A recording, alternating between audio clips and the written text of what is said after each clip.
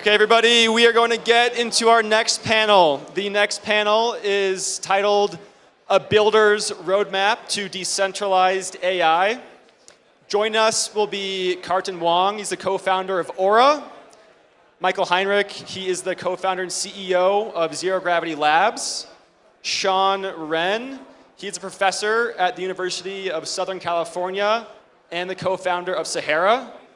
And we have Alex Rusnak, who is the co-founder of Maru. This panel will be moderated by Kenzi Wang, who is the co-founder and general partner at Symbolic Capital, and obviously now involved with Sentient. Over to you guys.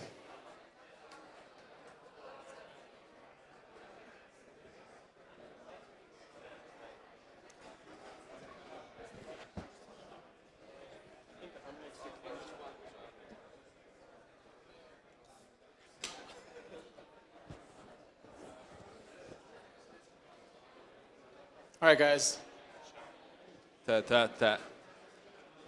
Yo, how are you today? All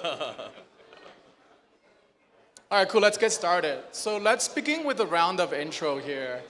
So why don't we just go in this way and have you guys introduce your background and also what you guys are building first. So let's start with you. Hi everyone, I'm Alex. I'm a co-founder of Maru Network. What we are is a big data composability layer for EVM networks. And today we provide a full big data, big compute of functionality over MapReduce for EVMs. Awesome. Hi, everyone. I'm Michael. I am the founder of Zero G, and we're the first modular AI chain. We're starting with a infinitely scalable, programmable DA layer, and we'll definitely chat more about that. Hi everyone, I'm Kartin. I'm the co-founder of Aura. We enable any AI and any computation on any blockchain. Hey everyone, I'm Sean Wren. I'm the CEO of Sahara and also an associate professor at USC. Sahara is building a decentralized network for everyone to freely and securely deploy their autonomous AI with high performance, privacy, and provenance. Super excited to have you all here. Each of you represent a different piece of this AI blockchain movement. So I want to start by asking some questions about this Web3 and also Web2 side of integrations first. So let's start with you, Alex. The first question is, how do you see this blockchain AI can actually synergize? So what are some ways that you can see that this actually makes your existing use case better? So when it comes to the AI, a few things matter. Data and verifiability of the answers. Now, when it comes to data, what you have to prove is that the data that goes into the model itself is validated. Now, the best sources of data, such as blockchains, need to be taken data and aggregated off-chain and proven that every single interaction that happened within the block is validated. And this is basically where Maru comes in, like we support today the biggest data sets available. When it comes to inference, approvable inference, this is where you can run LLM models and know for a fact that this is the type of the model that has been used. Now, this is applicable for certain mission-critical use cases, which basically going to be around financial advising and basically something that has to do with money movement, in my opinion. And then the further on, once we have validated data, once we have the ability to interface with this data, now we can have an unlock where real creativity comes forward, where you have LLMs interfacing with smart contracts. And this is basically where we're going. What about you, Michael? Sure. Our mission is to make AI a public good. So some of my professors said that potentially in 2 generations, we don't have to work for a living anymore. And that would be a super cool world to be a part of. What if an AI agent runs administrative systems, transportation systems, logistics systems, like production systems, I would love to see a world like that, where human beings can be totally free to have whatever creativity they want, do whatever they want in life, and it's a choice. But how do we even get there? How do we align AI interests so that they're for the best of humanity? And so blockchain and AI fundamentally have to come together from that perspective. Because in a centralized world, especially if you have AGI, a hyper-smart AI agent, can figure out a way how to cheat a database and probably crack into it, and then erase its tracks so that nobody even knows that it's cheating. That's very difficult in a blockchain context. And so in order for that world to happen, how do we start? We even need to make on-chain AI a possibility. Right now, you can't even do model training in a decentralized fashion. You can do some inference, you can do some fine-tuning, but even that is comparatively significantly slower than on the centralized world. So how do we get to parity? And that's really what we're thinking about. Not only do we provide things like decentralized data storage, so you can actually store a model on chain very inexpensively, but then how do you serve a bunch of inference traces when you have millions of users doing an inference request at the same time? No blockchain can handle that at this point. You need a very large data pipeline. For example, I talked with a project called Manifold AI, and they want to do decentralized training of models. And they were talking about a data pipeline of 50 to 100 gigabytes per second. The best alternative DA solutions today are doing 10 megabytes per second. How do you get to 50 gigabytes per second? That's really what we're solving. And so we've built a whole system around starting with a decentralized storage system and then adding a hyperfast consensus layer to get to a per node speed of about 10 megabytes per second, and then scaling up that consensus network so that it's horizontally scalable to get to 50 gigabytes per second, so that these high-performance applications like on-chain AI or on-chain gaming or high-frequency DeFi are actually possible. Kartin, next one's for you.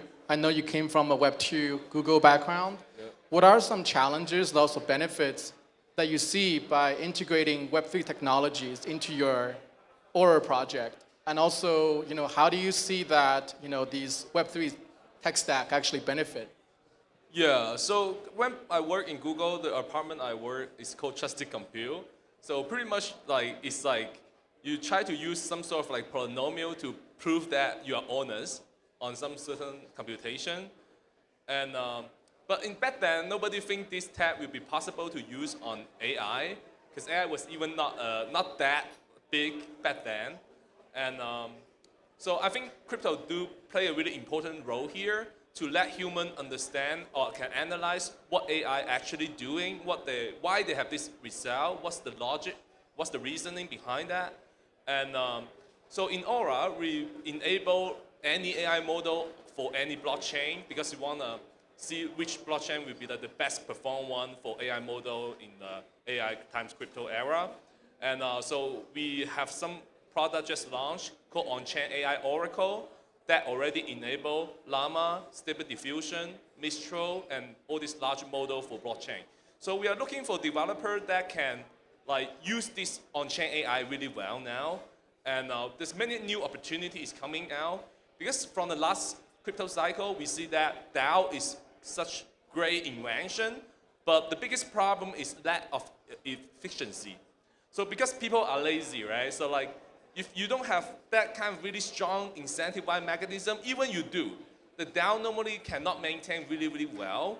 Because fundamentally, what happening behind a DAO is it's an order, it's an entry fee there, it just increased by nature.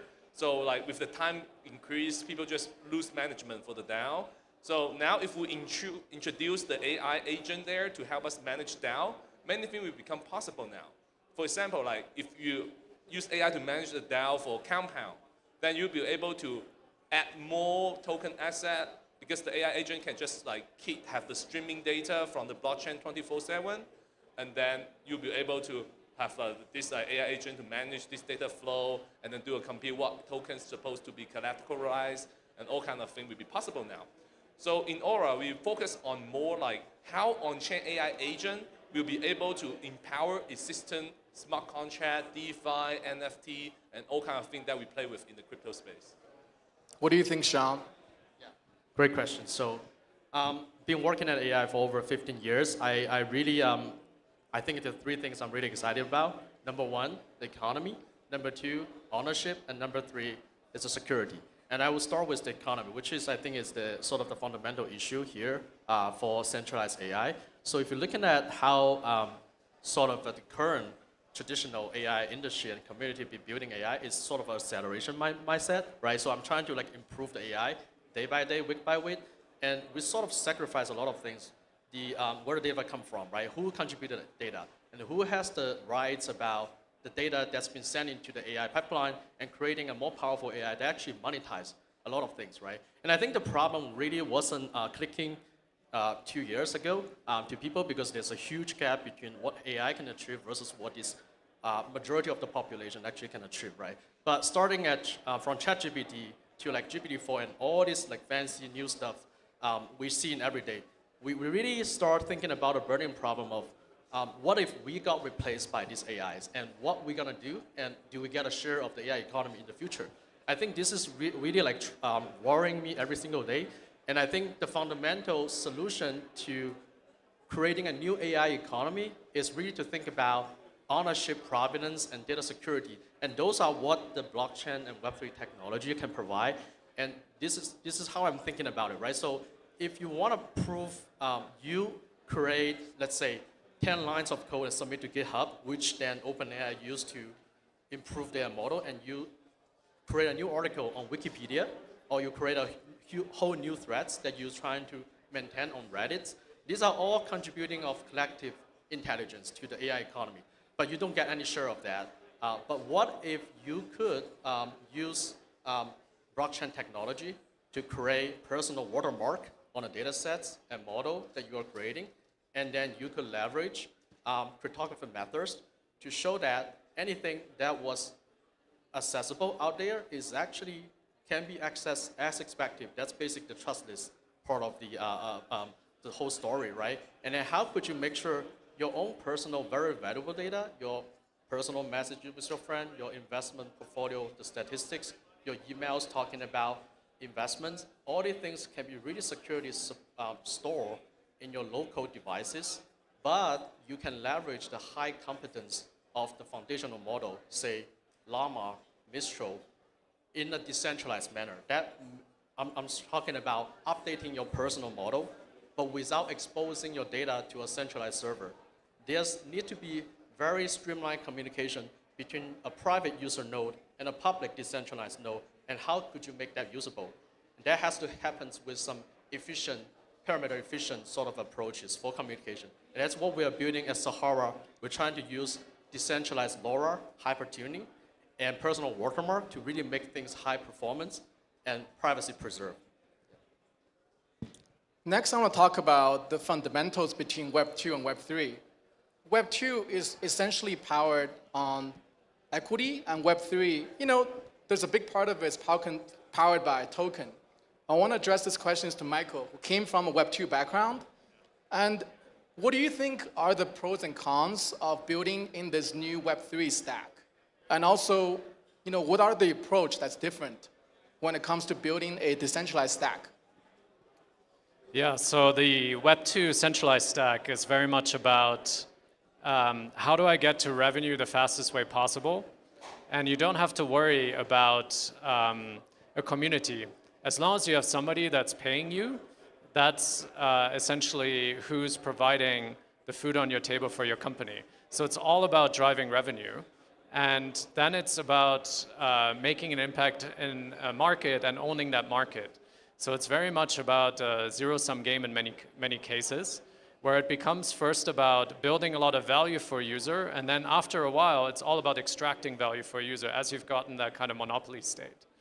And what I actually enjoy significantly more about Web3 is the whole community approach. And the token is really the embodiment of that. It's that ownership and protocols and ways of interacting with each other, where essentially competitors in a Web2 sense can easily collaborate in a Web3 sense. They can share data, they can share different types of products, even though they may be competitive, but still collaborate.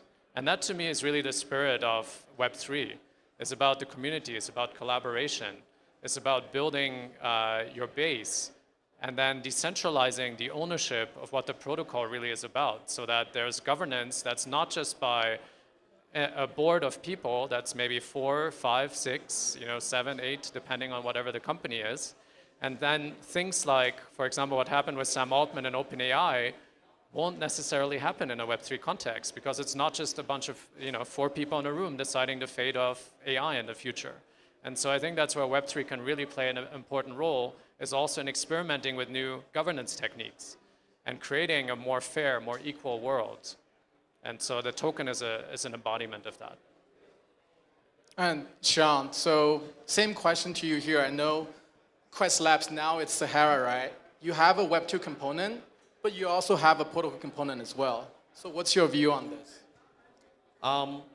So again, I think there's a very nice organic synergy between Web3 and Web2 in the sense of providing provenance and ownership to every single building blocks of an AI sort of a pipeline, right? I'm talking about data storage, model training, hosting, updating, and then also actually the communications between human and AI model, and even between these autonomous AI models. Every single step I'm mentioning here require a certain sort of currently trust approach to establish, right? For example, when you're calling an API, you're actually trusting that this API is provided by a trust model host.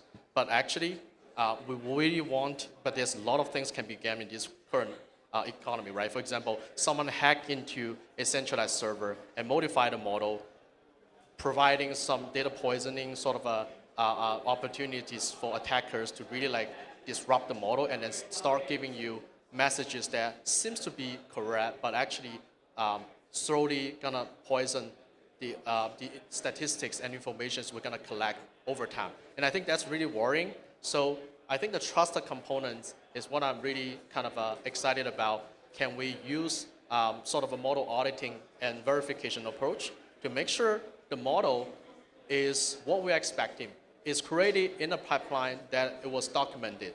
And plus the watermarking that I was just mentioning, how can we make sure this model parameter contain the watermark component essentially owner? I'm talking about attaching that watermark with a decentralized ID that make it really like transferable no matter which devices you are working on. And I think all these techniques add up together really help us to build a trustless sort of a workflow for interacting with AI or for building our AI as the time goes. And I think that's really like the fundamental technology framework for us to talk about economics.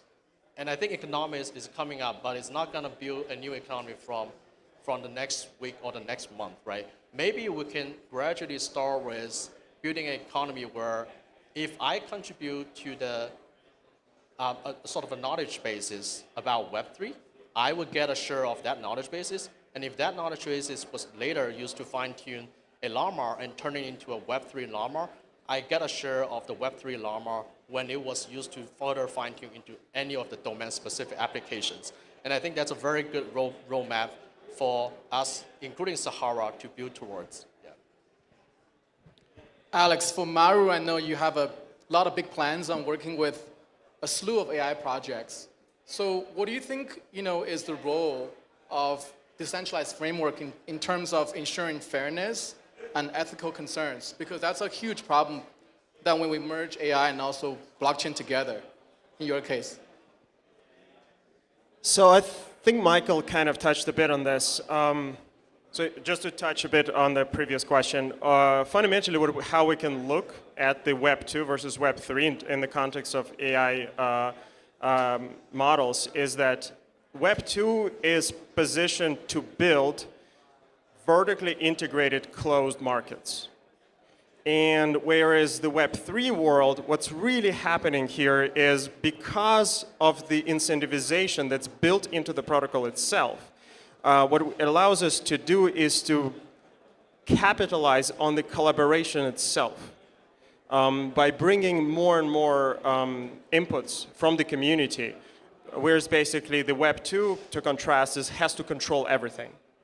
And this is the big fundamental differences, and the way we're seeing that the rate of innovation once you really get it right, the rate of innovation in Web3, is very, very fast, right? Because where we are going is where these AI agents that are verifiable are going to be cross-composable. That's going to be building up ever more and more and more things where a centralized company will just not be able to ever catch up because the crowd is always bigger than a single company. To the point where how fairness goes into this, what's most important is the quality of data on which you train your model. And this is where really zero-knowledge proofs and blockchain technology really comes in because it creates a way to, on one hand, store, already we're at the point where we can store vast amounts of data, and yet this data doesn't have to be trusted but to a single node. And this is basically where the crux of it, and then from there we can extract verifiable useful information, which can be later applied to training and inferencing more and more AI models, which are in turn are composable. And I think this is where we're going, where how the AI is really going to explode in the next 5 to 10 years. Kartin, what about you? What about what? What do you think? Yeah, he represented the ZK side, you represent the OP side. Yeah. So because Aura is the team who is the first invent and implement a library called OPML. So the reason why we do that, we kind of try to use the OP way to do AI on chain instead of use ZK, because we find out one important critical thing is that with the model size increase, your proving cost actually increase exponentially. So pretty much after your parameter more than 2 million parameter, then it's pretty much begin to hard to be proved. So that's why I think the most practical way to do on-chain AI is that at the moment is that you use some interactive proof to make sure the AI model function correctly. And actually, I just announced a paper called Optimistic Privacy Preserve AI. It just released 2 days ago. That pretty much used the ZK to do two things, and two things only. The first thing is the privacy input. So nobody wants another people know what's the prompt is in some sort of the case, right? For example, if this prompt have really good value, I don't want anyone in the Ethereum to front run my transaction in the on-chain AI inference, then I will want to hide that prompt input. So you can do a ZK verifier there, for sure. And it won't increase the computation cost drastically. And another part we can do a ZK on is the final verification. Because in the interactive proof, essentially what you are doing is that you cut that inference trace into a Merkle tree and then perform a binary search on that Merkle tree, right? And then we do a ZK proof on this binary search so that you can instantly finalize any AI inference on one block on Ethereum mainnet. Then I think that will be really powerful mechanism in the coming bull cycle when everybody need AI on chain for some reason. And yeah, that's my take for the ZK part. Just to go back and interject. Well, going the OP route, you're exactly not validating the validity of the data set. And the problem that you say, well, you can only have limited set of data right in the ZK. Well, this is exactly what Maru solved. Today we already have, it's with innovation around data structure and basically an ability to aggregate around this data structure, you can have very fast and very large access to data. That is fully validated in the ZK. I just don't understand, to be honest. I mean, the ZK is great, but the thing is that if you use a super long polynomial to prove some operator in the AI model when they function, then when you have a few billion parameter in the AI model, few billion operator, then what's the number scale of the polynomial you need for that billion level of the polynomial? It's just impossible, man. Probably you need to use the whole universe to become a computer to make it happen. You guys can tweet outside afterwards. Okay, let's switch gear a little bit. So this AI blockchain hype is real. And how has this changed the funding landscape? And also, what do you think you have as advice for future builders? Michael, I know you just completed a big round here, so I want to address that question to you. Yeah, what we've seen is that certain funds are dedicating specific theses just to the intersection of Web3 and AI. So there's a lot of interest in the investor community at actually studying the intersection, fundamentally funding a lot of companies in the space, and really seeing if there's practical use cases. Right now, it's still very much in an infrastructure stage from an AI cross Web3 side, but many funds are dedicating large amounts of resources to fund companies in the space.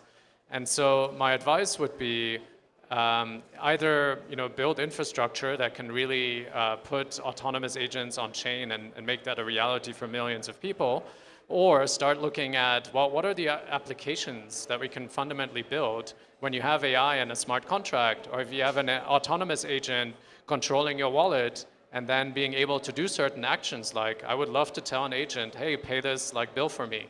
I don't, or like manage my expense report and then pay it off. Like this would be really cool, but there's only a few people building this right now. We need a lot more people building this, and there's lots of funding available. I know a lot of investors that would love to invest in that, so you can definitely chat with me afterwards. That's awesome. And Sean, what do you think? I know you also did really well on your funding. What's your advice for future builders? Yeah, that's a great question. I think for Sahara, when we're raising our C round, we've been having a very interesting game and conversations with different type of investors, both Web2 and Web3 AI investors. And I think they are taking obviously very different views on things. For example, Web2 AI investors, they were really looking at, for example, the usability and whether you have go-to-market products, how much revenue you're making, things like that, and use that to justify your valuation. And I think there's nothing wrong about that, but I think the gap here is in Web3, when we're talking about blockchain power technologies, there's always this usability gap that we have to think about good middle points to find, right? Like if you're building, say, ZK and homographic encryptions, those are theoretically super cool things. I love them. But in terms of finding exciting enough use cases or broad enough applications for these technologies, there's a lot to be think about. And I think that's where usually the conversations went into nuance, right? Like you talk about some applications. Many AI investors are super excited about video generations, let's say, and then retrieval augmented generation of the entire internet, for example. And you want to apply, say, ZK and HE into these places, and apparently the conversations, if you go into lower level details, really easy to break. So my advice is really find your sort of battleground, right? Let's say if you want to build fundamental infrastructure stack for ownership provenance, security, decentralized storage, compute, so on, prove that you could build very theoretically sound, maybe developer-facing toolkits for them to build some interesting enough use cases, right? But you can also come from a very application, business-oriented sort of perspective and trying to show, hey, I have some empirically nice enough approach that I can quickly scale up and push into products and launch and make super good user attractions, even revenues and so on. So yeah, find your battleground and just stick with your stance. I think that's the best thing. Yeah, I want to add maybe one more thing. You inspired me around it. I recently saw a super cool paper that's going to be released at a conference pretty soon, but it talks about middleware for LLMs. So Ilya talked earlier about RAG, Retrieval Augmented Generation, and basically what you do is you enhance a model by adding additional data sources to it. Well, what instead of data sources, you add other models to enhance that model. So this creates completely new solution spaces. Imagine you can create a DAO now that's basically a bunch of models together that are basically like an autonomous organization. So there's solution spaces that get super exciting about it, and I want to see builders explore that. That would be super cool. Yeah, absolutely. I just have to fully agree. This is where the next big wave is going to be. All right, guys. If you're a builder and you're building in Web3 and AI, come find these guys afterwards. They are experts. Yeah, check out aura.io, okay? You can use the on-chain AI today. You can build some product today on Ethereum today. All right, thank you all.